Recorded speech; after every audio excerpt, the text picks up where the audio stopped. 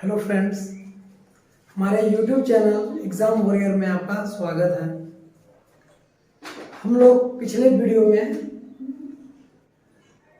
आधुनिक भारत के इतिहास में हम लोग पढ़े थे किस तरह भारत में कंपनियों का आगमन होता है और किस तरह वे लोग अपनी कंपनियों को भारत में एस्टैब्लिश करते हैं, यानी कि व्यापारिक फैक्ट्री खोलते हैं। ठीक है, तो हम लोग क्या करते हैं, थोड़ा सा पुर्तगाल के बारे में जो प्रीवियस वीडियो में हम लोग जो डिस्कशन किए थे उस पर हम लोग थोड़ा रिकॉल कर लेते हैं, चर्चा कर लेते हैं। ठीक है, तो पुर्तगाली यात्री तो आप लोग जान ही रहे हैं, 1498 में भारत आया था वास्को डी गामा। 1498 तो जान ही रहे हैं, वास्को डी गामा भारत आया था। भारत और यूरोप के बीच समुद्री मार्ग से भारत का खोज हुआ था। फिर उसके बाद वास्को डी गामा से पहले यूरोपीय व्यक्ति जिनका नाम था 1492 में कोलंबस द्वारा अमेरिका का खोज किया गया था। फिर उसके बाद किस तरह पुर्तगाल जो थे देश भारत पर किस तरह समुद्री मार्ग से होते हुए कैप ऑफ गुड होप के रास्ते भारत आए और भारत और यूरोप के बीच समुद्री मार्ग का खोज हुआ और भारत और यूरोप के बीच व्यापार का संबंध कैसे स्थापित हुआ, ये धीरे धीरे हम लोग पिछले क्लास में पढ़े थे। ठीक है, भारत आने वाला प्रथम पुर्तगाली यात्री तो वास्को डी गामा था। उसके बाद पुर्तगाल के जो राजा थे Prince Henry the navigator, Vasco D gamma द्वारा उन्हें बहुत ही धन संपत्ति प्राप्त हुआ था, जिसके कारण फ्रांसिस्को द अल्मेडा को भारत में पुर्तगाली वायसराय के रूप में भेजा गया था। और इससे पहले हम लोग पुर्तगाली वायसराय के बारे में पढ़ ही चुके हैं। उन्होंने ब्लू वाटर पॉलिसी लाया। ठीक है ना, ब्लू वाटर पॉलिसी के बारे में हम लोग तो पिछले क्लास में चर्चा किए ही, और इसके बारे में भी हम लोग जाने कि क्या है ब्लू वाटर पॉलिसी। फिर उसके बाद अल्फासो द अल्बुर्ग आया भारत में पुर्तगाली वायसराय चुना गया। इन्होंने विवाह नीति अपनाया। फिर यानी कि भारतीय महिलाओं के साथ विवाह करना और भारत और पुर्तगाल के बीच में, ठीक है ना, संबंध स्थापित करने का प्रयास किया गया। और भारत में पुर्तगालियों का वास्तविक संस्थापक, ठीक है, अल्बुर्ग को ही माना जाता है। और संस्थापक ओनली बोला जाए तो ये फ्रांसिस्को द अल्मेडा। ठीक है, अब हम लोग पढ़ते हैं भारत में, ठीक है ना, पुर्तगाल के बाद डच आए थे। पिछले वीडियो में हम लोग पुर्तगाल के बारे में डिस्कशन किए थे। ठीक है, उसके बाद हम लोग डच के बारे में पढ़ते हैं, यानी कि हॉलैंड, जिसे वर्तमान में हॉलैंड और नीदरलैंड देश के नाम से जाना जाता है। यहाँ पर देखिए, ठीक है ना, एक यूरोप का एक छोटा सा देश है, ठीक है, जो भारत में व्यापार करने के व्यू पर्पस से भारत आए थे। ठीक है, इनका भारत आने का मकसद ही था व्यापार करना, किस तरह से व्यापार किया जाए, भारत की संपत्तियों को, भारत के जो एसेट है, धन संपत्ति को, ठीक है ना, वे लोग अपने देश पुर्तगाल ले गए। ठीक है ना, डच ले गए, अंग्रेज आए तो अंग्रेज इंग्लैंड ले गए। ठीक है, फ्रेंच आए तो फ्रांस ले गए। तो पहला डच यात्री जो था, ठीक है ना, डचों का भारत आगमन 1595 में, पिछले वीडियो में सभी कुछ इस पर चर्चा हो चुकी थी। ठीक है ना, पहला डच यात्री जो था, ठीक है ना, कार्नेलियन हाउटमैन था। उसका नाम क्या था? Carnelian Houtman. वह पहला डच यात्री था जो भारत आया था। ठीक है ना, सबसे पहले भारत या ना करके इंडोनेशिया के सुमात्रा द्वीप पर पहुंचा था। और सुमात्रा में इसे बहुत सारे मसाले प्राप्त हुए, जिसको वह अपने देश ले जाकर बेचा और उन्हें बहुत सारे मुनाफा यानी कि प्रॉफिट हुआ। उसके बाद डचों का भारत में पहली व्यापारिक कोठी यानी कि फैक्ट्रीज, ठीक है ना, 1605 ईस्वी में मसूलीपट्टनम में स्थापित किया गया था। ठीक है ना, मसूलीपट्टनम के बारे में बताया गया कि भारत का ये जो एरिया है, ठीक है, यहाँ पर है मसूलीपट्टनम, ठीक है ना, यहीं पर 1605 में डचों द्वारा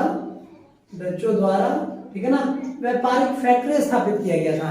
ठीक है, यहाँ पर है मसूलीपट्टनम, यहाँ पर है कोची, यहाँ पर है सूरत, यहाँ पर है गोवा, यहाँ पर है मुंबई। ठीक है ना, ये सभी व्यापारिक केंद्र हुआ करते थे, पुर्तगाल के, डचों के, अंग्रेजों के।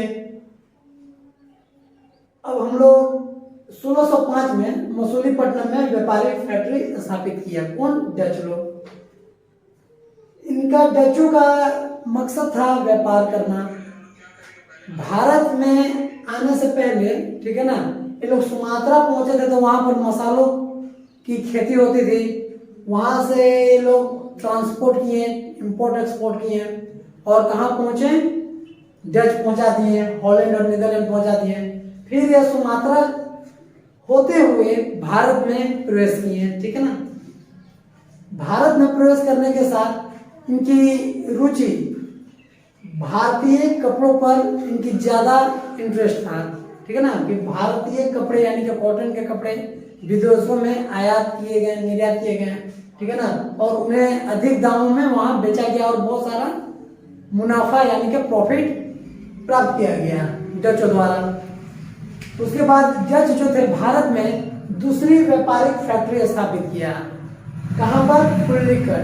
ठीक है ना, दूसरी व्यापारिक कोठी कहां स्थापित किया? पुल्लिकट। और पुल्लिकट में ही डचों द्वारा यहीं पर स्वर्ण सिक्कों को ढाला गया। स्वर्ण सिक्के मतलब यानी कि गोल्डन कॉइन, यानी कि एक्सचेंज करेंसी। करेंसी का जो मार्केट में, जैसे कि हम लोग करेंसी जो इंडियन करेंसी है, वस्तु को हम लोग लेते हैं, खरीदते हैं, यानी कि मार्केट में चलाना। ठीक है ना, वे लोग स्वर्ण सिक्के को ढाला और संपूर्ण गतिविधियों का, यानी कि संपूर्ण गतिविधियों का मतलब जितना व्यापारिक केंद्र था, ठीक है ना, पुल्लिकट में ही स्थापित किया था। फिर उसके बाद डचों का भारत में पतन। ठीक है ना, डचों का भारत में पतन अंग्रेजों द्वारा 1759 ईस्वी में वेदरा युद्ध से हुआ है। ठीक है ना, डचों को भारत में अंतिम रूप से समाप्त कर दिया गया। इनके द्वारा? तो अंग्रेजों द्वारा डचों को भारत में, ठीक है ना, पूर्ण तरीके से समाप्त कर दिया गया। ऐसे डच ज्यादा दिन तक भारत में शासन नहीं किए थे। अंग्रेज आए, डचों को वेदरा युद्ध में, 1759 के वेदरा युद्ध में, ठीक है ना, उन्हें क्या किया कि पूरी तरह से समाप्त कर दिया गया। ठीक है ना, अब हम लोग तो जानते ही हैं अंग्रेज के बारे में, वे लोग भारत पर कितने वर्षों तक शासन किए हैं। उसके बाद हम लोग अंग्रेज पर चर्चा करते हैं। अंग्रेजी ईस्ट इंडिया कंपनी भारत आने का मकसद क्या था, उन्हें किसने यहाँ भेजा था और किस तरह से व्यापार इन्हें करना था भारत में, ये सभी कुछ के बारे में हम लोग डिस्कशन करते हैं, चर्चा करते हैं अंग्रेज के बारे में। ठीक है, अंग्रेज जो थे 1600 ईस्वी में भारत व्यापार करने के लिए पहुंचे थे। ठीक है ना, कब पहुंचे थे? 1600 ईस्वी में। यानी कि अंग्रेज जो थे उनका व्यापार करने का क्रम, पिछले वीडियो में इस पर हम लोग कंपनियों का आगमन का क्रम डिस्कशन हो चुका है। ठीक है ना, अंग्रेज जो थे 1600 ईस्वी में भारत पहुंचे। ठीक है ना, और भारत कहाँ पहुंचे थे? तो यह 1608 में, यहाँ पर एक मैप के जरिए समझ लेते हैं अंग्रेज के बारे में। ठीक है, यह है गुजरात। ठीक है, यहाँ है गुजरात। ठीक है ना, अंग्रेज जो आए थे 1600 ईस्वी में भारत आए थे। ठीक है ना, भारत के कहाँ पहुंचे थे? तो गुजरात। ठीक है, गुजरात के किस शहर में? सूरत में। ठीक है, गुजरात के किस शहर में पहुंचे थे? सूरत में। कब पहुंचे थे? तो 1608 ईस्वी में। ठीक है ना, 1608 ईस्वी में। ठीक है, बट क्या हुआ था इसका तो हम लोग पिछले क्लास में चर्चा किए थे, थोड़ा सा हम लोग जान लेते हैं 1608 ईस्वी में क्या हुआ था। सूरत में, ठीक है ना, व्यापारिक फैक्ट्री स्थापित करने का कोशिश किया गया था अंग्रेजों द्वारा, बट यह सफल नहीं हो सका था। इसका कारण तो बताए ही थे कि यहाँ का 1608 ईस्वी में भारत में मुगलों का शासन चल रहा था और उस वक्त मुगल शासक कौन थे? तो जहांगीर थे। ठीक है ना, 1605 ईस्वी में अकबर की मृत्यु यानी कि निधन के बाद, ठीक है ना, मुगल वंश का शासक कौन बनता है? तो जहांगीर। ठीक है ना, जिसका नाम सलीम था, जो अकबर का बेटा था। जहांगीर के कारण, ठीक है ना, कुछ जहांगीर के कारण, ठीक है, 1608 ईस्वी में यहाँ पर उन्हें व्यापारिक फैक्ट्री खोलने का इजाजत नहीं दिया गया था, जिसके कारण वह 1608 ईस्वी में असफल हो गया था। फिर क्या होता है कि अंग्रेजों द्वारा, ठीक है ना, 1611 मसूलीपट्टनम, ठीक है,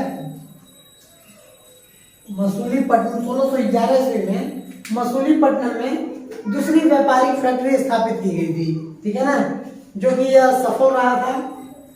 फिर उसके बाद पुनः जहांगीर द्वारा, ठीक है ना, आदेश दिया गया, ठीक है ना, कि अंग्रेजों को सूरत में, ठीक है, व्यापारिक फैक्ट्री खोलने की इजाजत दे दी गई। तो सूरत में पुनः 1613 ईस्वी में, ठीक है, 1613 ईस्वी में सूरत में अंग्रेजों को, ठीक है, व्यापारिक फैक्ट्री स्थापित करने का इजाजत दे दिया गया। ठीक है, ये सभी डिस्कशन तो हम लोग पार्ट 1 में यानी कि आधुनिक भारत के इतिहास में, ठीक है, डिस्कशन यहाँ तक चर्चा हुआ था। ठीक है, अब आते हैं अंग्रेज में।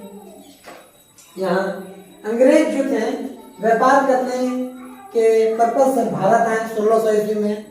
ठीक है ना, 31 दिसंबर 1600 ईस्वी को, 31 दिसंबर 1600 ईस्वी को इंग्लैंड की रानी एलिजाबेथ प्रथम, इंग्लैंड की रानी कौन थी? एलिजाबेथ प्रथम ने एक अधिकार पत्र प्रदान किया गया। ठीक है ना, कंपनी को एक अधिकार पत्र प्रदान किया गया। ठीक है ना, उस वक्त इंग्लैंड की रानी एलिजाबेथ प्रथम थी और भारत में मुगल वंश का शासन चल रहा था। उस वक्त मुगल शासक कौन थे? तो अकबर थे। 1600 ईस्वी में 1605 में अकबर का निधन हो जाता है, तो उसके बाद जहांगीर शासक बनते हैं। ठीक है, मुगल वंश का शासक कौन था? तो अकबर था। रानी एलिजाबेथ द्वारा एक अधिकार पत्र दिया गया ईस्ट इंडिया कंपनी को, और प्रारंभ में जो ईस्ट इंडिया कंपनी थी उसमें, ठीक है ना, कुल टोटल 217 साझेदार थे। 217 साझेदार का मतलब पार्टनर। ठीक है ना, जिसके प्रथम governor, first governor Thomas Smith थे। इसके प्रथम गवर्नर कौन थे? Thomas Smith. ठीक है, और मुगल दरबार आने वाला प्रथम अंग्रेज कैप्टन हॉकिंस था। ठीक है, कौन था? तो कैप्टन हॉकिंस। यहां से एग्जाम में क्वेश्चंस पूछे जाते हैं कि भारत आने वाला प्रथम मुगल कौन था? सॉरी, भारत आने वाला प्रथम अंग्रेज कौन था? तो कैप्टन हॉकिंस थे। ठीक है ना, और कैप्टन हॉकिंस जो थे, ठीक है ना, किसके दरबार में भारत आए थे? तो वह जहांगीर के दरबार में भारत आए थे। ठीक है, तो भारत ये 1609 ईस्वी में भारत पहुंचे जहांगीर के दरबार में। ठीक है, और जहांगीर के दरबार में पहुंचा तो जहांगीर से व्यापारिक छूट प्राप्त करने में सफल रहा। यह काफी समय तक भारत में रहा था। ठीक है ना, भारत और यूरोप के बीच में, ठीक है, व्यापार के बारे में यह जहांगीर से, मुगल शासक जहांगीर से, ठीक है ना, व्यापारिक छूट प्राप्त करने में सफल रहा था। ठीक है ना, जहांगीर और अंग्रेज जो भारत आए थे, ठीक है ना, रेड ड्रैगन एक जहाज हुआ करता था। ठीक है ना, इसी जहाज के जरिए अंग्रेज जो थे समुद्री मार्ग से होते हुए, ठीक है ना, भारत पहुंचे थे, ठीक है ना। एग्जाम में क्वेश्चंस पूछे जाते हैं कि रेड ड्रैगन क्या था, एक जहाज था। रेड ड्रैगन के माध्यम से ही अंग्रेज जो थे भारत पहुंचे थे व्यापार करने के लिए, ठीक है। 1611 की घटना, तो मसूलीपट्टनम में, ठीक है, व्यापारिक कोठी खोला गया था। फिर 1613 ईस्वी में जहांगीर द्वारा एक फरमान जारी कर दिया गया था, ठीक है ना। फरमान क्या जारी किया गया था कि थॉमस एल्वर्ड के अधीन एक व्यापारिक फैक्ट्री खोलने का इजाजत यानी कि परमिशन दे दिया गया था सूरत में। जहांगीर ने अब एक गोल्डन फरमान जारी किया था, ठीक है, और थॉमस एल्वर्ड के अधीन एक व्यापारिक फैक्ट्री खोलने का परमिशन दे दिया था, ठीक है। और हम लोग थोड़ा सा आते हैं अंग्रेज के बारे में, ठीक है ना। अंग्रेजों द्वारा कहां पर कौन सा फोर्ट बनाया गया था या किला बोल सकते हैं, ठीक है ना, या व्यापारिक केंद्र एग्जाम में पूछा जाता है, ठीक है ना। फोर्ट सेंट जॉर्ज जो था वो मद्रास में है, ठीक है। एग्जाम में इनका क्रम पूछा जाता है, ठीक है, दरोगा हो चाहे बीपीएससी हो, ठीक है ना। प्रीवियस ईयर का सेट में आप लोगों को ये क्वेश्चंस मिल जाएंगे, ठीक है ना। फोर्ट सेंट जॉर्ज जो वर्तमान में मद्रास, ठीक है ना, तमिलनाडु में है, ठीक है। फोर्ट विलियम कलकत्ता में है, जाने रहे। फोर्ट लुई या पांडिचेरी में है, ठीक है। तो हम लोग कहां पर थे, 1613 ईस्वी में जहांगीर द्वारा एक फरमान जारी किया गया और थॉमस एल्वर्ड के अधीन एक व्यापारिक फैक्ट्री खोलने की इजाजत दे दी गई सूरत में 1613 ईस्वी में। अब आते हैं हम लोग, ठीक है ना, 1615 ईस्वी में, ठीक है। थोड़ा इसको मिटा देते हैं।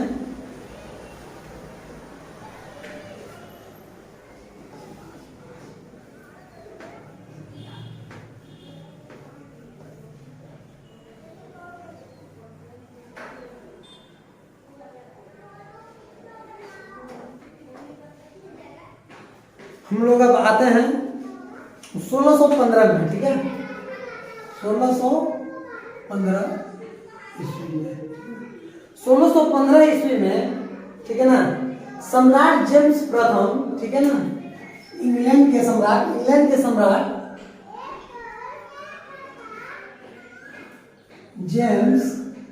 प्रथम, ठीक है ना, इंग्लैंड के सम्राट जो थे जेम्स प्रथम, ठीक है ना, या अपना राजदूत, ठीक है ना, सर टॉमस रो को बनाकर भारत भेजते हैं, ठीक है ना। 1615 ईस्वी में इंग्लैंड के सम्राट जेम्स प्रथम जो थे, ठीक है ना, टॉमस रो को, ठीक है ना, टॉमस रो को अपना राजदूत बनाकर भारत भेजते हैं। अब टॉमस रो के बारे में जानते हैं। टॉमस रो जो था, ठीक है ना, यह जहांगीर के दरबार में भारत आया था। किसके क्वेश्चन एग्जाम में पूछे जाते हैं, ठीक है ना। सर टॉमस रो जो थे, ठीक है ना, किसके दरबार में भारत आए थे, तो जहांगीर के दरबार में। क्वेश्चन यहां से भी रहता है, जहांगीर के दरबार में, ठीक है। 1615 ईस्वी में सम्राट जेम्स प्रथम ने, ठीक है ना, सर टॉमस रो को अपना राजदूत बनाकर, ठीक है ना, भारत भेजता है और टॉमस रो जहांगीर के दरबार में भारत आता है, ठीक है। और सर टॉमस रो 1619 तक भारत में ही वह रहता है, ठीक है। 1619 ईस्वी तक टॉमस रो, ठीक है, वो भारत में ही रहता है और जहांगीर खुर्रम, जिसका नाम शाहजहां था, ठीक है, भारत में व्यापार करने के लिए व्यापारिक छूट प्राप्त करने में वह सफल होता है, जिसके तहत टॉमस रो भारत में वह व्यापार करने में पूरी तरह से वह सफल रहता है। उसके बाद 1632 ईस्वी में, 1632 ईस्वी की घटना है। इसमें क्या हुआ था ना, गोलकुंडा के एक शासक हुआ करते थे, ठीक है ना, गोलकुंडा के एक सुल्तान शासक हुआ करते थे। उन्होंने एक फरमान जारी किया था, ठीक है ना, उन्होंने एक सुनहला फरमान, ठीक है ना, जिसको गोल्डन, ठीक है ना, अपॉर्चुनिटीज बोला जा सकता है, ठीक है ना। 1632 में गोलकुंडा के शासक या सुल्तान बोल सकते हैं, ठीक है ना, उन्होंने सुनहला फरमान जारी किया और उन्होंने क्या फरमान जारी किया था, अंग्रेज जो थे 500 पैगोडा वार्षिक टैक्स देकर 500 पैगोडा वार्षिक टैक्स देकर वह गोलकुंडा राज्य के, ठीक है ना, वहां से वह पूरी तरह से व्यापार कर सकते थे, ठीक है ना, वो भी पूरा टैक्स फ्री, ठीक है। बस उन्हें क्या करना था, सालाना जो था 500 पैगोडा वार्षिक टैक्स देना था, ठीक है ना, गोलकुंडा के शासक को, ठीक है। और वीडियो थोड़ा सा लंबा हो रहा है, ठीक है। अब हम लोग रोम के बारे में जानेंगे, ठीक है, सम्राट जेम्स प्रथम के बारे में जानेंगे, ठीक है ना, प्रथम मुगल दरबार अंग्रेज आने वाला कैप्टन हॉकिंस था, ठीक है ना, जहांगीर के दरबार में आया था, ये सब से क्वेश्चन पूछे जाते हैं। और इसके बाद हम लोग आगे अंग्रेजों के बारे में हम लोग आगे नेक्स्ट वीडियो में हम लोग इसके बारे में पढ़ेंगे। अगर वीडियो अच्छी लगी हो तो प्लीज़ लाइक करें, सब्सक्राइब करें और कमेंट करें। Thank you.